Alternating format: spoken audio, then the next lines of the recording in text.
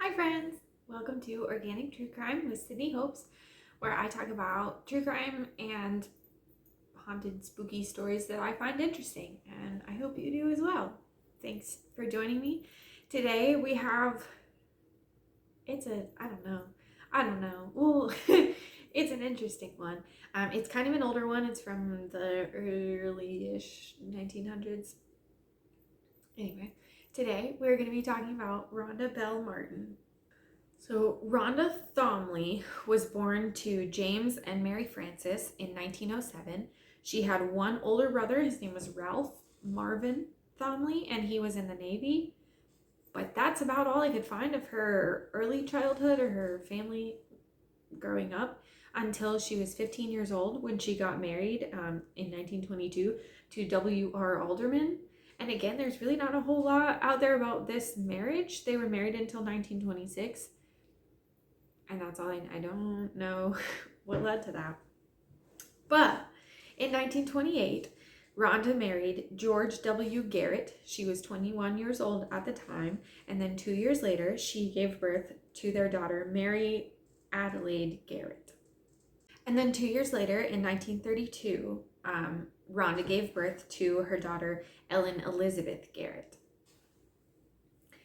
And then unfortunately in 1934, in January, her first daughter, Mary, died at home. There's not really a whole lot said about it. It wasn't really that uncommon at the time for a child this young to pass away at home, but she did. And then later that year, Rhonda gave birth to her twins, Imogene and Anne Carolyn Garrett. In 1937, one of the twins, Imogene Garrett, died of a sudden and brief illness. Then the next year, Rhonda gave birth to her fourth daughter, Judith Garrett, and at 10 months old, Judith also died of an unknown illness. And then 4 months later, Rhonda's husband, George, also died from a sudden and brief illness. And later that same year, Rhonda remarried, and I'm going to mess this name up real bad. It's Talmadge Gibson? Please tell me how I'm supposed to say that. Anyway, but this marriage lasted less than a year before they got divorced. In 1940, the other twin, Anne Carolyn Garrett, also died of a sudden and brief illness. And then in 1943, Rhonda's second and last living daughter, Ellen Elizabeth, also died from an illness. This time she was sick for a while and then eventually passed away at home. So in 1944, Rhonda has no children, no husband left. She's with her parents when her mother dies of a sudden and brief illness.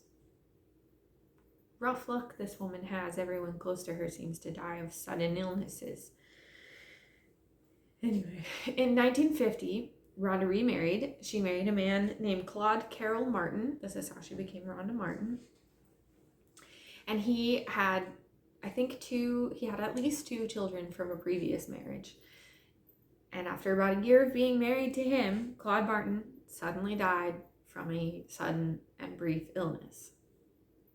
And then 8 months later, this is what really got me in this case. 8 months later, she married his son, her former stepson, Ronald Martin, and they were actually married for a few years. Not that long for a marriage, but for Rhonda it was a while. And then in 1955 or 1956, I'm not quite sure, Ronald was hospitalized for a sudden illness. He did actually survive this, but he lost all feeling below the waist. He wasn't able to control his legs anymore or walk. And at this point, police noticed something fishy. After this many people around Rhonda, police noticed something interesting. Because this young, healthy man all of a sudden is in a wheelchair. He all of a sudden got sick and lost his legs. How does that happen, right? Turns out it happens from arsenic poisoning. And that was how Ronald lost the feeling in his legs. Why was that sentence so difficult for me? Anyway. So police are looking into Rhonda, and in 1956, she is arrested for the murder of her 4th husband, Claude Martin. So at this point, Rhonda confesses to everything. She confesses to feeding rat poison to her fourth husband, Claude Martin, and killing him. She confesses to poisoning Ronald to the point of being paralyzed. And she also confesses to killing Imogene and Carolyn, Ellen, her mother, and her second husband, George. But she stuck to and forever stuck to that her 10-month-old Judith and her first daughter, Mary, just happened to die. She did not do that.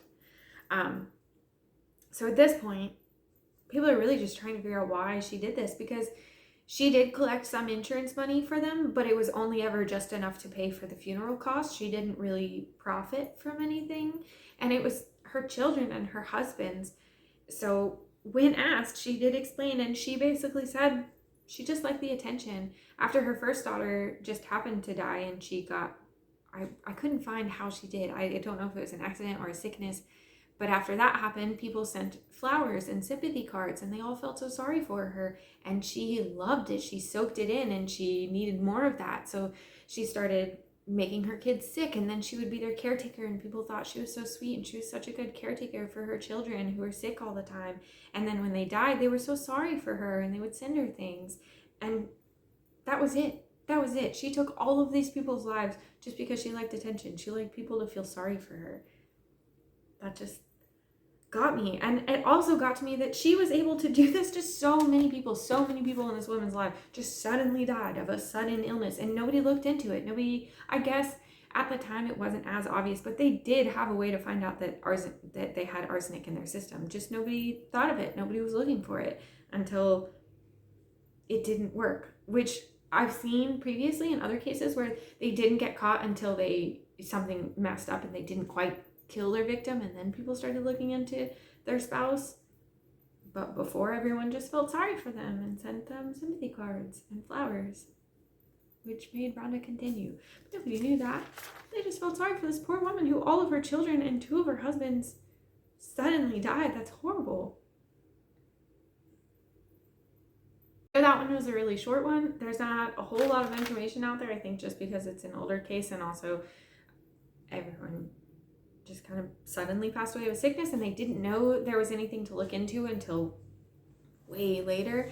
So there wasn't as much information out there. It was a lot of newspaper articles of just like their obituaries and funeral services and things like that. So I'm sorry it wasn't a whole lot. If you know more, let me know in the comments if you've heard more about this one. It just really got me that for the sympathy. I have a daughter, and I look at things like this differently now. I've always been interested in true crime and stuff, but now I have a whole different view on it, and I just can't, I don't know, I just can't at all wrap my mind around making that kind of decision that many times too. Anyway, this one, it really gets me. Let me know what you think. Let me know if you have other stories that are similar or that you want to hear about or are interested in. I like hearing what other people are reading about, because I can't find everything on my own, right? Anyway, have a good one. Thanks for joining me. I'll see you again soon for another one. Bye-bye.